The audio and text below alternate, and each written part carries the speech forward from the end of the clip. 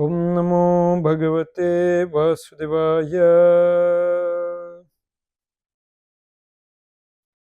ओम नमो भगवते वासुदेवाय। ओम नमो भगवते वासुदेवाय। हरे कृष्णा। नमस्कार प्रिय मित्रों, प्रिय भक्तों। आज हम अपने भगवत संग का आरंभ कर रहे हैं। यह प्रश्नोत्तरों की एक श्रृंखला है। आप अपने प्रश्न ऑनलाइन पूछ सकते हैं और मैं उत्तर दूंगा। आचार्यों के कहना है कि प्रश्न आध्यात्मिक विषय से संबंधित होने चाहिए। इसलिए आरंभ में मैं श्रीमद् भागवतम के प्रथम अध्याय के प्रथम श्लोक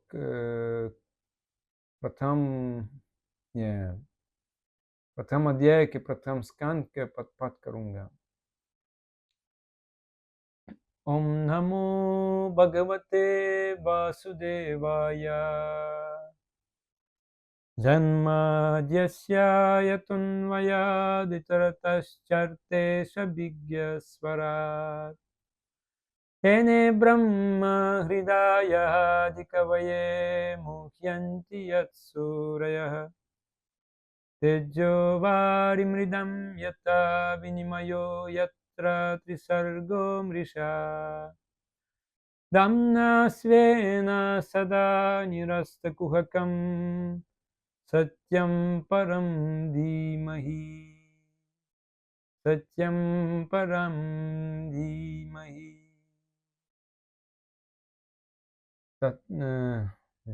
अनुवाद। हे प्रभु, हे वसुदेव पुत्र श्री कृष्ण, हे सर्वव्यापी भगवान, मैं आपको सादर नमस्कार करता हूँ। मैं भगवान श्री कृष्ण का ध्यान करता हूँ क्योंकि वे परम सत्य है और व्यक्त मानदंड की उत्पत्ति, पालन तथा संहार के समस्त कारण उनके आदि कारण है। वे प्रत्यक्ष तथा अप्रत्यक्ष रूप से सारे जगत से अवगत रहते हैं और वे परम स्वतंत्र है क्योंकि उनसे परे मान्य कोई कारण है ही नहीं। उन्होंने ही सर्वप्रथम आदि जीव ब्रह्मा जी के हृदय में वैदिक आन प्रदान किया। उन्हीं के कारण बड़े बड़े मुनि तथा देवता उसी तरह मोह में पड़ जाते हैं। जिस प्रकार अग्नि में जल या जल में स्थल देखकर कोई माया के द्वारा मोहग्रस्त हो जाता, उन्हीं के कारण ये सारी भौतिक ब्रह्मांड जो प्रकृति के तीन गुणों की प्रतिक्रिया के कारण अस्थायी रूप से प्रकट होते हैं, वास्तविक लगते हैं जबकि ये अवास्तविक होते हैं। माता मैं उन भगवान श्री कृष्ण का ध्यान करता हूँ जो भौतिक जगत के भ्रामक रूपों से सर्वथा मुक्त अपने दिव्य धाम में निरंतर वास करते हैं। मैं उनका ध्यान करता हूँ क्योंकि वे ही परम सत्य है। तात्पर्य।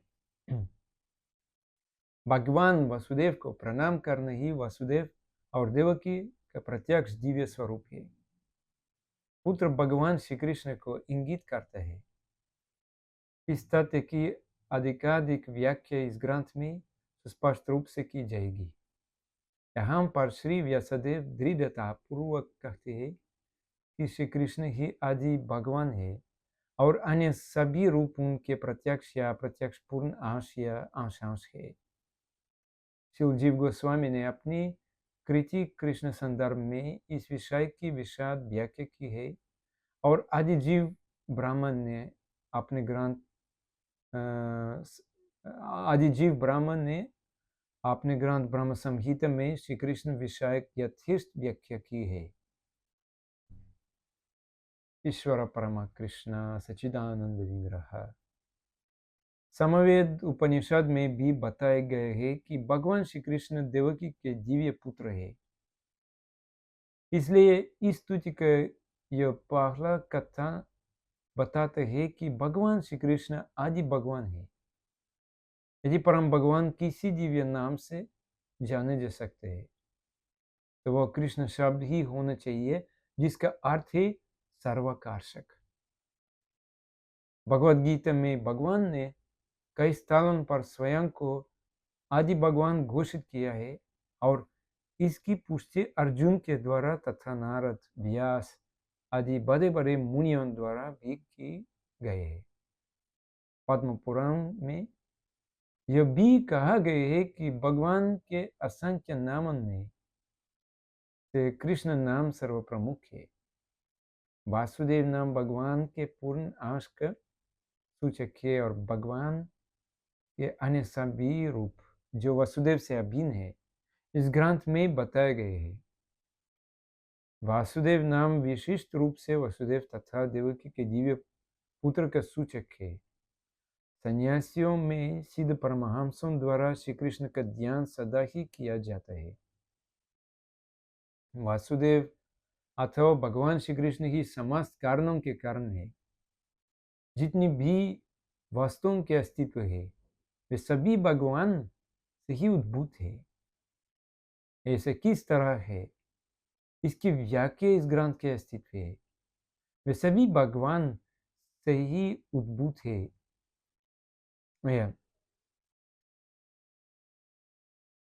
वे सभी भगवान से ही उद्भूत है। ऐसे किस तरह है इसकी व्याख्या इस ग्रंथ के अगले अध्याय में की गई है। महाप्रभु श्री चैतन्य ने इस ग्रंथ को निर्मल पुराण कहा है क्योंकि इसमें भगवान श्री कृष्ण का दिव्य आख्यान है।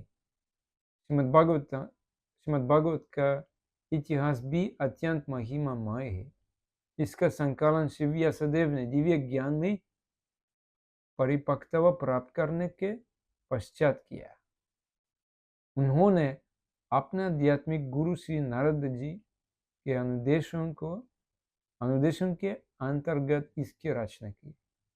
व्यासदेव ने समस्त वैदिक वाङ्मय का संकलन किया जिसमें चारों वेद, वेदांत सूत्र या ब्रह्मसूत्र, पुराण, महाभारत इत्यादि सम्मिलित है। किंतु वे इतने पर भी संतुष्ट नहीं हुए। जब उनके गुरु नारद ने उनके इस असंतोष को देखा तो उन्होंने उनको भगवान कृष्ण की दिव्य कार्यकलापों के विषय में लिखने का उपदेश दिया। ये दिव्य कार्यकलाप इस ग्रंथ के 10वें स्कंद में विशेष रूप से वर्णित है। किंतु इसका सार्थक प्राप्त करने के लिए मनुष्य को चाहिए कि वह धीरे धीरे ज्ञान विकसित करके क्रमशः आगे बढ़े।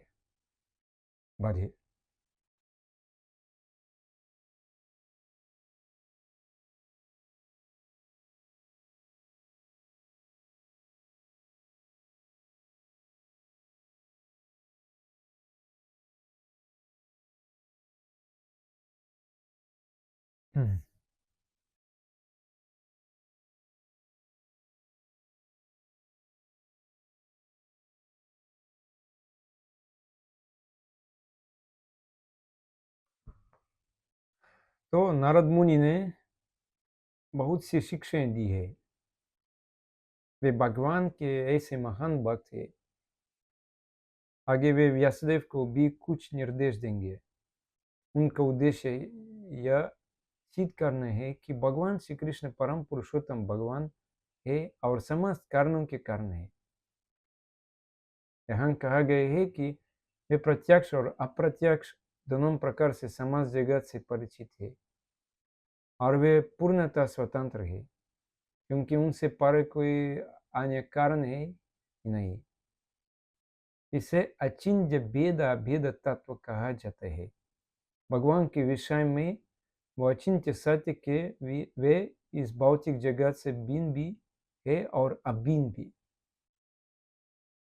हम सूर्यदेव और सूर्य प्रकाश का उदाहरण याद कर सकते हैं।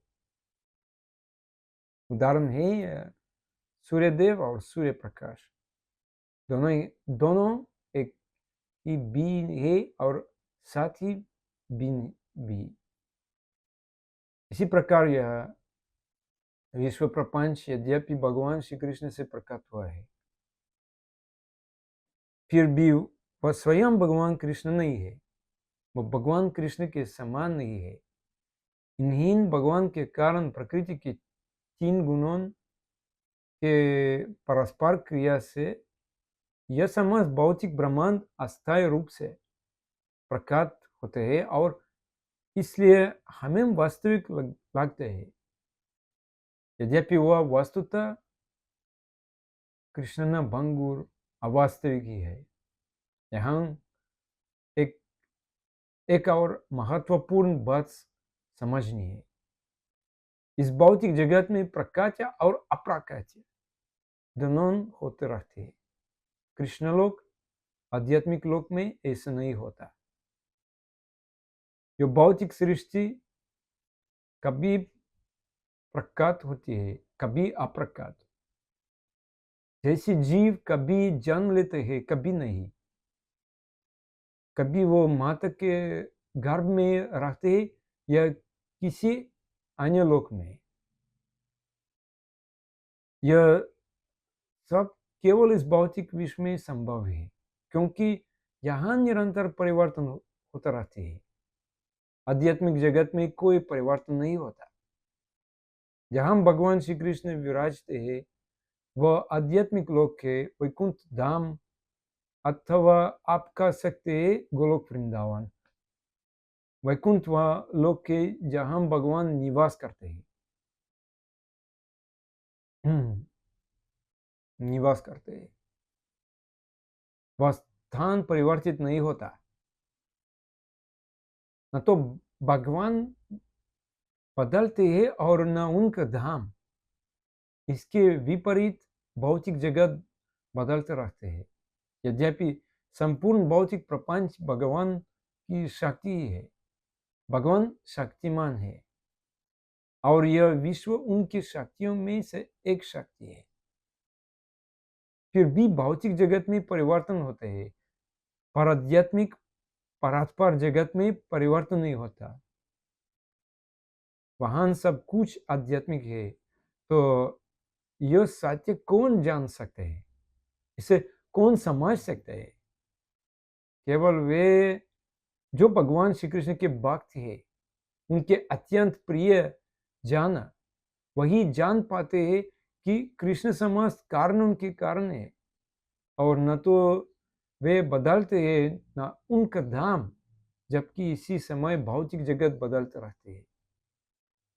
इसलिए नारद मुनि ने श्री व्यासदेव को निर्देश दिया, तुम कृष्ण भक्त हो, तुम्हें भागवत लिखना चाहिए, भागवतम लिखना चाहिए, श्रीमद् भागवतम लिखना चाहिए। भागवतम दो प्रकार का है। एक है भक्त भागवत और दूसरा है ग्रंथ भागवत। और भक्त भागवत ग्रंथ भागवत से अभिन्न है। वह चलते फिरते ग्रंथ है, जीवित भागवत, भक्त भागवत। आज के लिए मेरी संक्षिप्ति का यही तक। आज की बैठक प्रश्नोत्तर के रूप में होगी। कृपया अपने प्रश्न लिखें, हम उन पर चर्चा करेंगे। यही है भागवत संघ।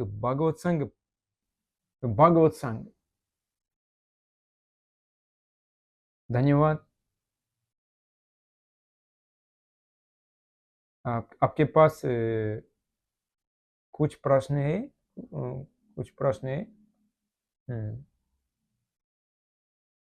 एक प्रश्न है। प्रभु जी, आपने यह श्लोक और प्रभुपाद का व्याख्यान पढ़ा और यह ज्ञान बहुत ऊंचा है। ओके। मैंने भागवतम कई बार पढ़े है, फिर भी आज जैसे श्लोकों को समझना मेरे लिए कठिन है। कृपया बताएं इसे कैसे समझें। ओके, समझिए। अंडरस्टूड। ये उत्तर है, यह तत्व को विषय है। तत्व संस्कृत में तत्व भगवद गीता हो या श्रीमद् भागवतम हर शास्त्र के भीतर, भक्ति शास्त्र के भीतर जो आधारभूत सत्य है, तत्व है, उसे समझना पड़ता है। सभी लोग उस तत्व को, उस ज्ञान के पीछे क्या है, इसे नहीं समझ पाते। इसलिए मेरे गुरुदेव सदा कहा करते थे, प्रत्यक्ष दिखने वाली बातों के आधार पर नहीं, परमार्थ एब्सोल्यूट कंसिडरेशन के आधार पर विचार करो। हमें हर बात को परमार्थ दृष्टि से स्वीकार करना चाहिए, न कि केवल ऊपर ऊपर देखने से। इसे तत्व विचार कहते हैं, तत्व विचार। एक है अपार विचार, तत्व विचार। एक है अपार विचार, दूसरे है तत्व विचार। अपार विचार केवल बाहरी प्रकट रूप पर, और दूसरे ही तत्व विचार परम सत्य पर। जब हम तत्व विचार करेंगे तभी जान पाएंगे कि भगवान श्री कृष्ण सबके स्रोत है, समस्त कारणों के कारण। यदि हम तत्व का अनुसार नहीं करेंगे, यदि हम परमार्थ दृष्टि नहीं अपनाएंगे, तो समझ नहीं पाएंगे। आप श्रीमद् भागवतम बहुत बार पढ़ सकते हैं, पर यदि आप शास्त्र के भीतर गहराई तक उतरने के प्रयास नहीं करेंगे तो संतोष नहीं मिलेगा। मन विचलित रहेगा और अनेक शंकाएं उठेंगी। इसलिए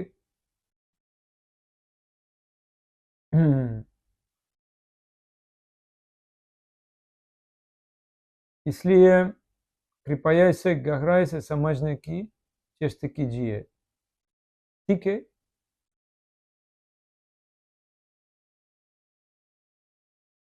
हम्म,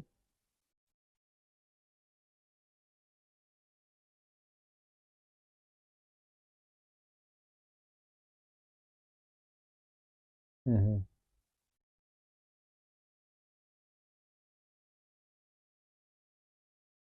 ओके। क्वेश्चन, अन्य प्रश्न। प्रभु जी, यह कैसे समझें कि कृष्ण ही सबका मूल कारण है और साथ ही वे व्रज में गोपालक बालक है, जिनके साथ गोपियां खेलती और हंसती है। ओके। हाँ जी, यह बहुत अच्छा प्रश्न है। हम यहाँ तत्व विचार की बात कर रहे हैं। सबको तत्व की दृष्टि से कैसे समझे? जैसे ब्रह्मा जी जब वे भगवान कृष्ण की परीक्षा लेने आए, तो वे तत्व की दृष्टि से नहीं समझ पाए, तत्व विचार नहीं, तत्व विचार से नहीं समझ पाए। उन्हें केवल ये दिखाई दिया कि यह तो ग्वाल बालक है। उन्होंने सोचा यह कैसे भगवान हो सकते हैं, यह तो गाय बछड़ों के साथ खेलता है। क्योंकि उन्होंने केवल बाहरी दृष्टि से देखा, लेकिन जब उन्होंने परमार्थ दृष्टि, एब्सोल्यूट कंसिडरेशन से देखा, तभी वे समझ पाए कि कृष्ण ही सबके मूल कारण है, सर्व कारणम कारणम। तब कृष्ण ने ब्रह्मा जी से हंसते हुए कहा, अरे तुम्हारे पिता तो नारायण है, तुम मेरे पास क्यों आए हो?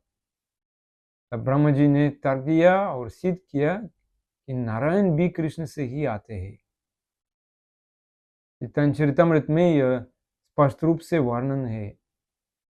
शनस कविराज गोस्वामी ने वाहन बहुत सुंदर ढंग से समझाए है। उन्होंने कहा, कुलाल चक्र, कुम्हार का चाक, कुम्हार मिट्टी को चाक पर रखकर घुमाकर गर्भ बनाते हैं। अब यदि कोई कहे कि गरीब के कारण केवल चाक है, तो यह गलत है। असली कारण कुम्हार है। चाक केवल साधन निमित्त है, मिट्टी है, चाक है, लेकिन यदि कुम्हार ना हो तो घर नहीं बनेगा। इसी तरह ब्रह्मा जी ने भगवान कृष्ण के सामने यह तर्क रखा, आप ही सबके मूल कारण है। और फिर उन्होंने अनेक स्तुतियां की जो ब्रह्म संगीता के रूप में प्रकट हुए। भगवद गीता में भगवान कहते हैं, जन्म कर्म च मे दिव्यम एवं यो वेति तत्वतः त्यक्त्वा देहं पुनर्जन्म नैति माम इति अर्जुन। अर्थात भगवान को तत्व से समझना आवश्यक है, नहीं तो ब्रह्मा जी जैसे विद्वान भी भ्रमित हो सकते हैं। ओके, समझी? अन्य प्रश्न है? गुरु जी धन्यवाद, प्रणाम, धन्यवाद, प्रणाम। आपके स्पष्टीकरण के लिए धन्यवाद। ओके, लेकिन कुछ लोग कहते हैं कि यो तत्व विचार तो सुखी दार्शनिक बातें हैं, पर कृष्ण तो इतने मधुर है। यो तत्व कैसे कृष्ण की मधुरता को समझने में मदद करेगा? हाँ, बहुत सुंदर प्रश्न है। जब हम तत्व को समझते हैं तभी हम यह भी समझते हैं कि कृष्ण कितने सुंदर, कितने मधुर है और कैसे वे सब कारणों के कारण है। जैसे प्रभुपाद जी महाराज का उदाहरण दिया, मागधी अपने शरीर से एक प्रकार का लार निकाल कर जल बनती है। वो जल बहुत चिपचिप होते हैं, फिर उसमें फंस जाते हैं, पर मागधी स्वयं उसमें नहीं फंसती। उसी तरह यह जगत भगवान से प्रकट हुआ है, पर भगवान उससे प्रभावित नहीं होते।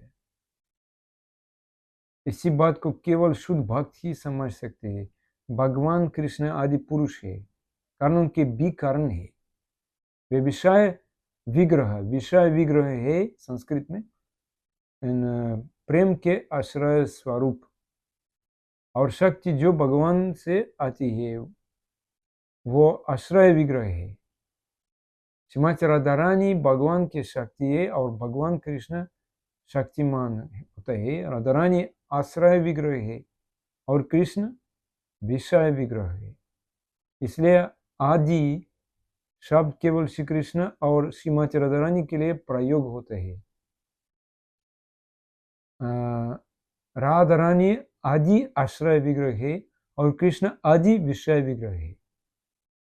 यही प्रेम का मूल आश्रय और विषय। तो जब आप तत्व को समझेंगे तब आप जान पाएंगे कि राधा और कृष्ण की मधुरता कितनी असीम है।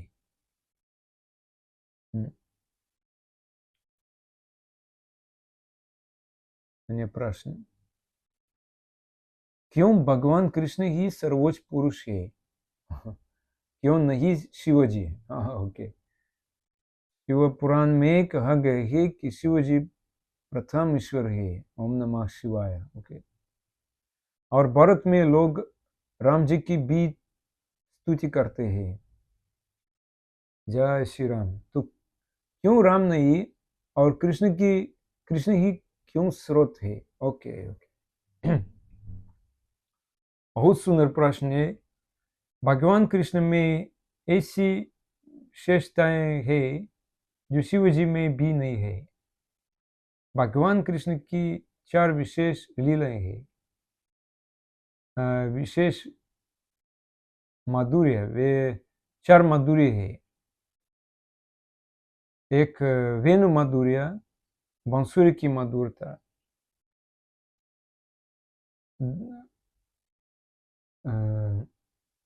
दो गुण माधुर्य, उनके गुणों की मधुरता, 3 रूप माधुर्य, उनके रूप की मधुरता, 4 लीला माधुर्य, उनकी लीलाओं की मधुरता। ये चारों माधुर्य किसी और अवतार में नहीं पाए जाते। यहाँ तक कि राम जी में भी नहीं। इसलिए कृष्ण को ही असमौर्ध्व तत्व, असमौर्ध्व माधुर्य तत्व कहा जाता है। ऐसे माधुर्य जो किसी से तुलना नहीं कर सकता। इसी कारण भगवान श्री कृष्ण की महिमा अद्वितीय है, वे स्वयं भगवान है। ओके, समझी? मेरा उत्तर को समझी? ओके, अन्य प्रश्न है। प्रभु जी, आपके सुंदर उत्तरों के लिए धन्यवाद। फिर भी मुझे कुछ संदेह कि प्रभुपाद जी महाराज ने कृष्ण चेतना के बारे में कहा था, इस्कॉन कृष्ण कॉन्शियसनेस, और आज प्रभु जी ने भगवान कृष्ण की माधुर्य के बारे में बताया। तो क्या आप जरा और विस्तार से बता सकते हैं कि भगवान की मधुरता क्यों इतनी महत्वपूर्ण है? ओके, धन्यवाद। बहुत अच्छा प्रश्न है। मैंने पहले भी इस माधुर्य के बारे में कहा। आपको यह जानना चाहिए कि भगवान श्री कृष्ण कितने मधुर है, ताकि आप सदा उनके बारे में सोचते रहे। इससे आपके भीतर कृष्ण चेतना विकसित होगी। आप समझने की कोशिश कीजिए यह मधुरता कैसे प्रकट होती है। वाणी, प्राण, नेत्र और श्रवण, इन चारों के माध्यम से यह माधुर्य प्रकट होते हैं। वाणी, प्राण, नेत्र और श्रवण। जब श्रीमती राधा रानी अपनी जीवा से श्री कृष्ण का नाम लेती है तो वे प्रेम में पागल हो जाती है। केवल हरिनाम का उच्चारण करते ही उनके हृदय में ऐसा अनुभव होते हैं मानो वे श्री कृष्ण को आलिंगन कर रही हो। और जैसे जब प्राण शरीर से निकल जाता है तो शरीर मृत हो जाता है और वह स्थिति असहनीय पीड़ा से भरी होती है। उसी प्रकार जब राधा रानी भगवान कृष्ण के दर्शन नहीं कर पाती तो उनके हृदय में वैसी ही असहनीय पीड़ा उत्पन्न होती है। क्यों? क्योंकि कृष्ण ही उनका जीवन है। जल में, आकाश में, हर स्थान पर श्रीमती राधा रानी केवल कृष्ण को ही देखती है, केवल कृष्ण को दर्शन करते हैं। और जब कृष्ण अपनी बंसी बजाते हैं तो उस बंसी की मधुर ध्वनि उनके कानों में प्रवेश करती है। आप समझने की कोशिश कीजिए कि वाणी, प्राण, नेत्र और श्रवण, इनके द्वारा कृष्ण अपनी संपूर्ण माधुर्य के प्रकट करते हैं।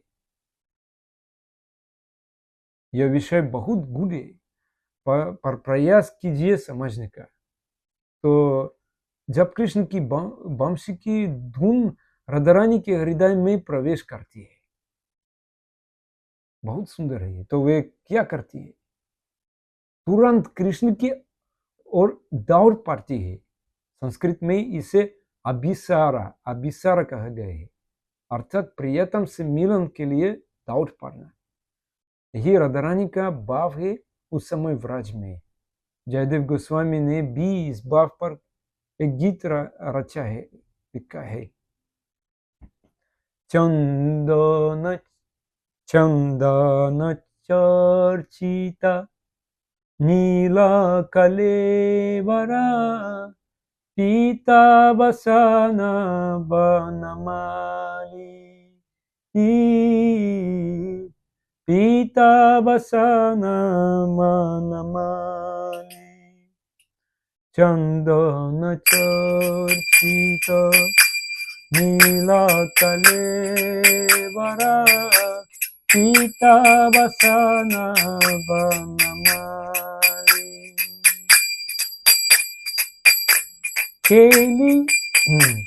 केली चलामणि कुंडल मंडिता गन्धजुगा स्मितशाली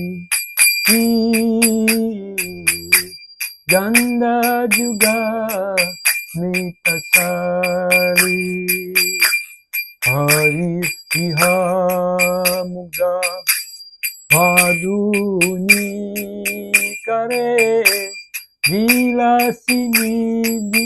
विलासिनी विलासती केलिपारे नीरासनी रे यमुना तीरे बसती बने बनमाली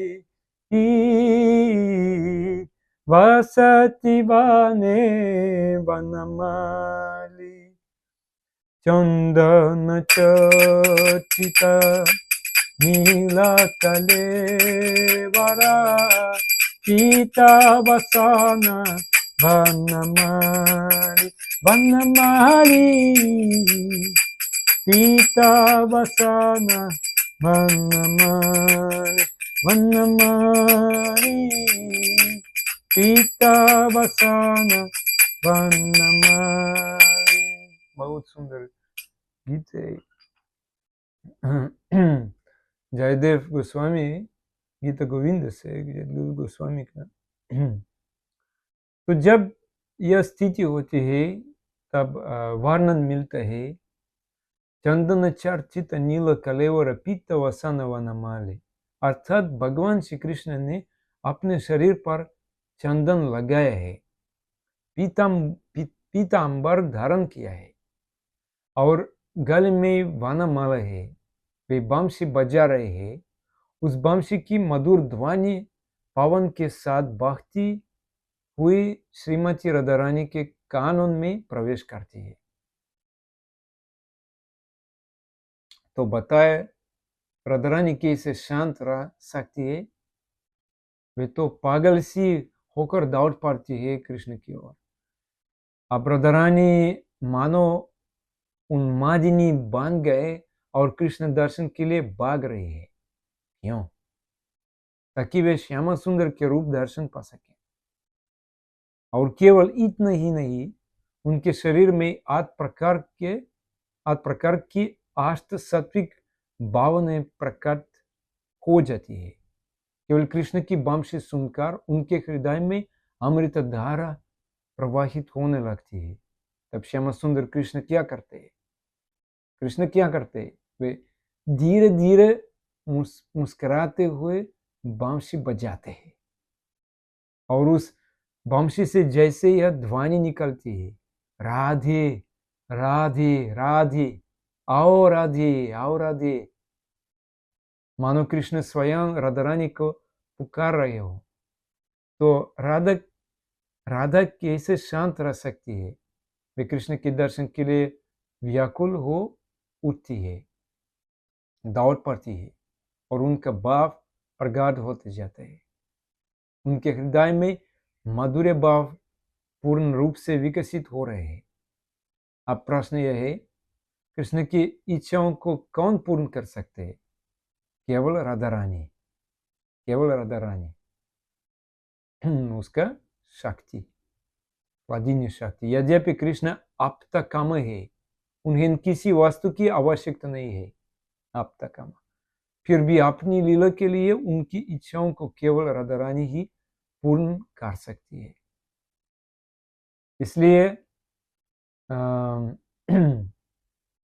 कृष्ण की बंशी की ध्वनि बार बार कहती है, राधे राधे राधे, कृपया आओ आओ। और राधा रानी भी कृष्ण से दूर नहीं रह सकती, दौड़कर उनके पास पहुंचती है। इस प्रकार राधा कृष्ण के युगल मिलन लीला प्रकट होती है। अब प्रश्न यह है, इसे कौन देख सकते हैं? कौन देख सकते हैं? राधा कृष्ण के इस युगल रूप को कौन अनुभव कर सकते हैं? केवल प्रेमी भक्त, जिन्होंने अपने नेत्रों में प्रेमांजन लगाए हैं, वे अपने प्रेम चक्षु से इस युगल रूप का दर्शन कर सकते हैं। ब्रह्म संहिता में कहते हैं, प्रेमांजना चुरित भक्ति विलोचनेन संतः सदैव हृदयेश विलोकयन्ति। अर्थात जब तक किसी के नेत्रों में यह प्रेम चक्षु न प्रकट हो, तब तक वह राधा कृष्ण की इन मधुर लीलाओं के दर्शन नहीं कर सकता।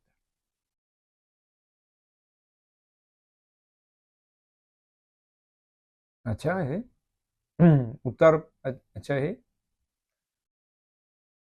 प्रश्न, गुरु जी बहुत धन्यवाद। मैं गुरु नहीं हूँ, मैं डिसाइपल शिष्य हूँ। मेरा गुरु का शिष्य उपदेश में कहते हूँ। बहुत धन्यवाद, यह बहुत सुंदर स्पष्टीकरण था।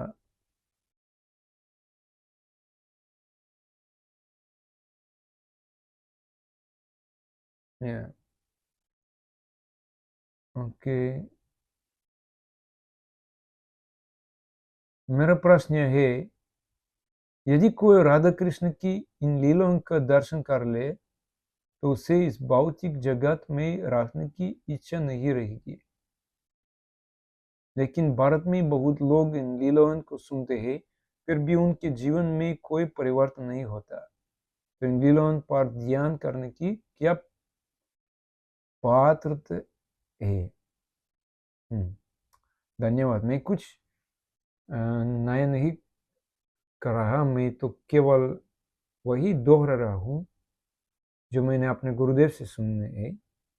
मेरी अपनी कोई योग्यता नहीं है, नो क्वालिफिकेशन नहीं है, लेकिन मैं दोहरा रहा हूँ। तो मेरा उत्तर है मेरा उत्तर है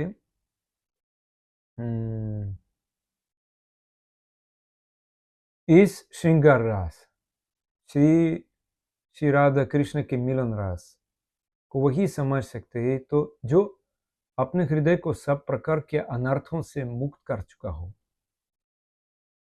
नए गीत में यह कहा गया है नरोत्तम दास ठाकुर से,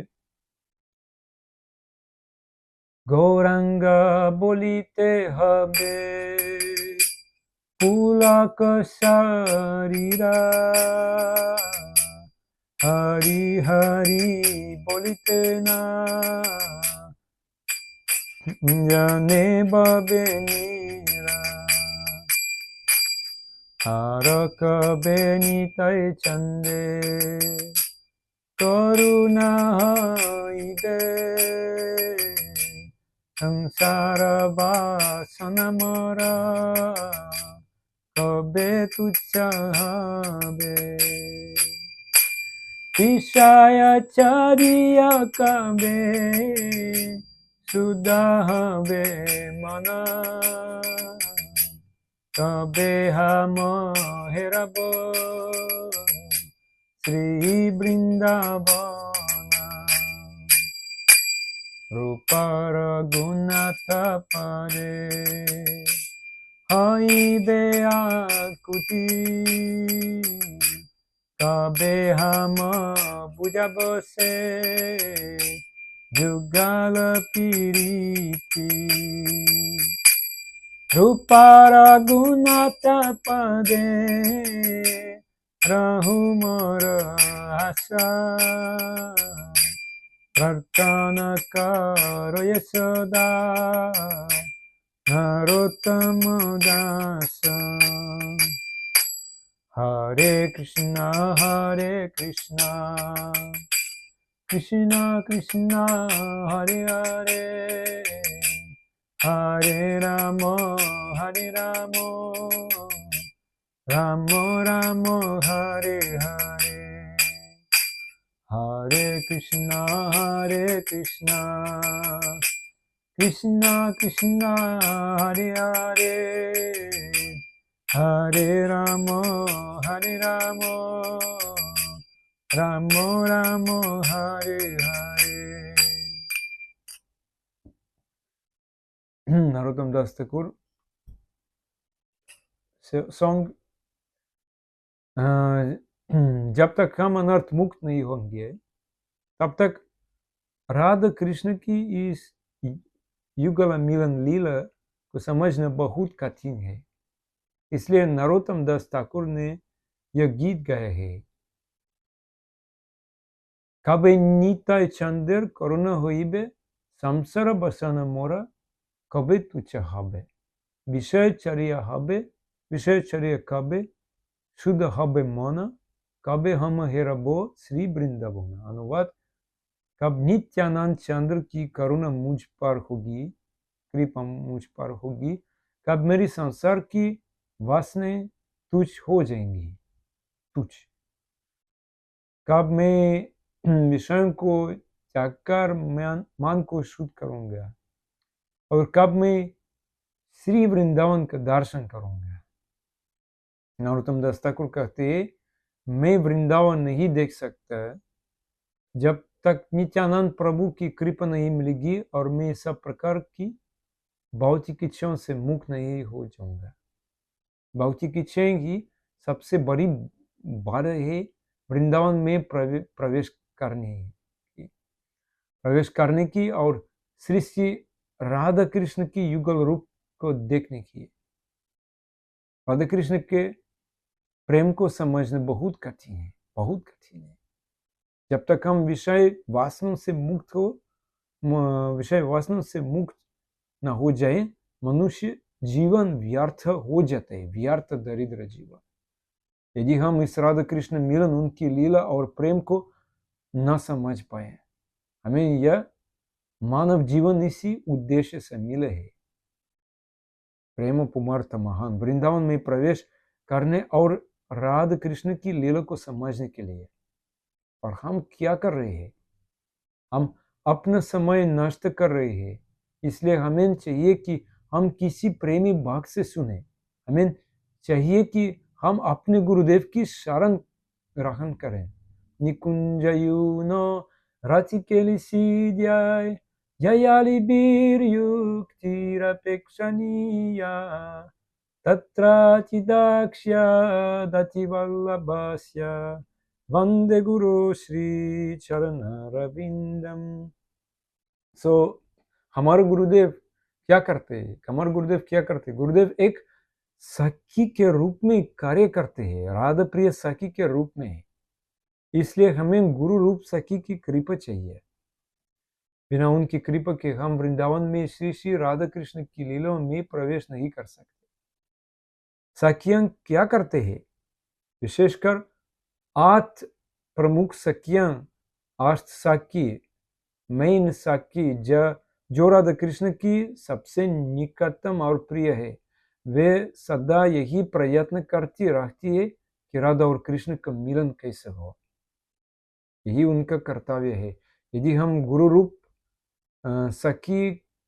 सखी की शरण लेंगे, उनसे सुनेंगे, तो हम भी इन लीलाओं में प्रवेश कर सकते हैं और समझ सकते हैं कि कृष्ण क्या है, कृष्ण क्यों है, राधा कृष्ण कौन है, उनके मिलन क्या है और उनका प्रेम क्या है। अन्यथा हमारा जीवन पूर्ण असफल हो जाएगा। जो भाग्यशाली होते हैं उन्हें सख्य रूप गुरु की कृपा मिलती है। गुरु राधा प्रिय सखे गुरु, तभी वे इस राधा कृष्ण की लीला में प्रवेश कर पाते हैं। यह इतना आसान नहीं है कि आप कहीं बैठ जाएं और कोई राधा कृष्ण की जुगल लीला सुने, आप सुन लें और सब समाप्त नहीं, ऐसा नहीं हो सकता।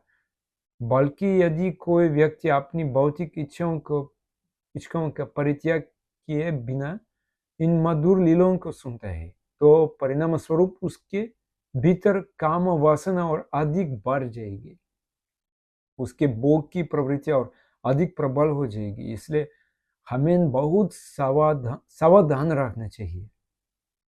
सावधान। हमारा जीवन तभी सफल होगा जब हम राधा और कृष्ण के उस सुंदर रूप के दर्शन करेंगे।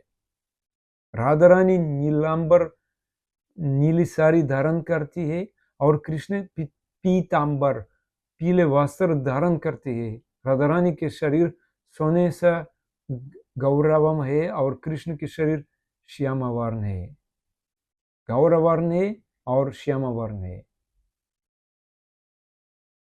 बहुत सुंदर है, बहुत सुंदर है। और तो राधा रानी के शरीर और कृष्ण के शरीर, भगवान कृष्ण के शरीर, तो इसलिए राधा रानी नीला वस्त्र पहनती है और कृष्ण पीले वस्त्र। तब हम इस युगल विग्रह का दर्शन कर पाएंगे।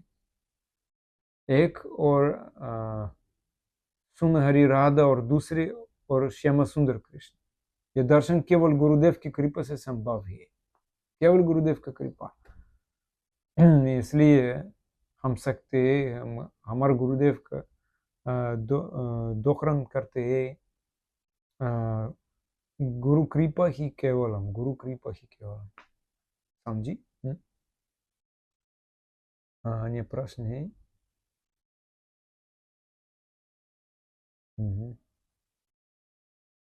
भारत में इतने लोग राधा कृष्ण के विषय में सुनते हैं, पर वास्तव में उनमें गहरी रुचि नहीं है। वे सोचते हैं कि राधा और कृष्ण तो बस एक सुंदर युवक और युवती है। ऐसा क्यों? हाँ, यस, सच है। सामान्य लोग क्या करते हैं? Is correct. सामान्य लोग क्या करते हैं? वे केवल सूर्य की किरणों का आनंद लेना चाहते हैं, पर यह जानना नहीं चाहते कि सूर्य का कहाँ है। इसी प्रकार बहुत लोग भगवान कृष्ण के शरीर से निकालने वाले ब्रह्मज्योति से ही संतुष्ट हो जाते हैं। वे भगवान कृष्ण को देखना नहीं चाहते। वे केवल इतना कहते हैं, हमें थोड़ा दया मिला है, कृपा मिला है, उतने से हम संतुष्ट हैं। हमें और गहराई में जाने की आवश्यकता नहीं है। ये बहुत ऊंचे विषय है, हम इसे पचा नहीं सकते। तो वे ब्रह्मज्योति या परमात्मा की अभिव्यक्ति तक ही रुक जाते हैं। लेकिन हमारे प्रभुपाद महाराज और हमारे आचार्य गौड़ीय वैष्णव आचार्य कहते हैं, यह सब बकवास है। हमें यह मानव जीवन केवल खाने, सोने, धारने और मैथुन के लिए नहीं मिला है। Eat, sleep, eating, sleeping, mating, defending. हमें यह शरीर राधा कृष्ण की लीला को समझने, वृंदावन में प्रवेश करने और उस युगल रूप का अनुभव करने के लिए मिला है। यही मानव जीवन का लक्ष्य है। इसलिए जो रागानुग भक्त, प्रेमी भक्त होते हैं, वे सदैव राधा कृष्ण के युगल रूप का दर्शन करते हैं। वे कामी भक्त नहीं बल्कि प्रेमी भक्त होते हैं, और प्रेमी भक्त होने के कारण ही वे सदा उस युगल रूप को देख पाते हैं। ठीक है, आपके प्रश्नों के लिए बहुत धन्यवाद। अगली बार जब मैं फिर इस भगवत संग को जारी रखूंगा तो आपको सूचना भेजूंगा। हम इस व्याख्या को आगे पढ़ेंगे। बहुत धन्यवाद। हरे कृष्णा। जय श्रील प्रभुपाद की जय। वंश कल्पतरुभ्यश्च कृपा सिन्धुभ्यो च पतितानां पावनेभ्यो वैष्णवेभ्यो नमः।